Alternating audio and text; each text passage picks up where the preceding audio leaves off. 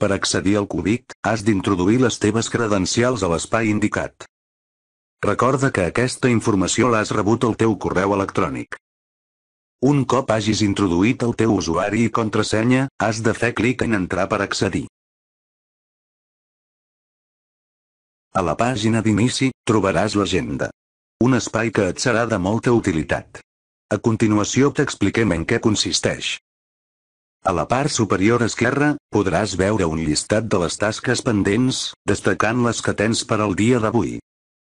De la mateixa manera, a la part inferior esquerra, podràs visualitzar un llistat de les notificacions d'activitat i dels missatges que has rebut. En cas de que vulguis buscar tasques pendents, específiques, o per data, hauràs de clicar sobre el botó cercar. Aquí, podràs filtrar la cerca per tipus de tasques, data, estat i persona responsable de la tasca. A la part dreta, trobaràs el teu calendari. En aquest espai, podràs veure l'activitat que tens programada per cada dia de la setmana.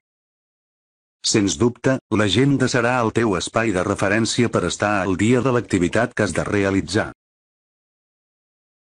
Per accedir a validar o refutar convenis, ho pots fer de dues maneres. Des de la pestanya Convenis que hi ha al menú superior. O des de l'enllaç que veuràs com a notificació a la teva agenda. Recorda que si tens algun conveni pendent de validació, t'arribarà una notificació a la teva bústia. Si has escollit l'opció 1, hauràs de fer clic a la pestanya Convenis, i en el desplegable seleccionar l'opció Autoritzar convenis. Des d'aquest apartat, podràs visualitzar un llistat dels documents pendents d'autoritzar i els refutats.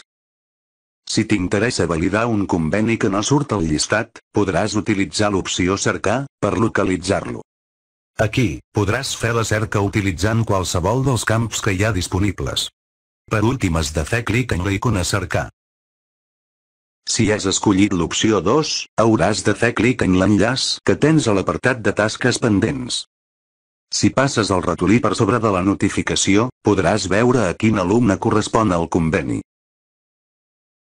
Un cop hagis fet clic, podràs veure el conveni, per revisar-lo i validar-lo en el cas de que estigui tot correcte. Si no és així, podràs refutar-lo i indicar el motiu. Per fer-ho, disposes d'un desplegable amb diferents opcions.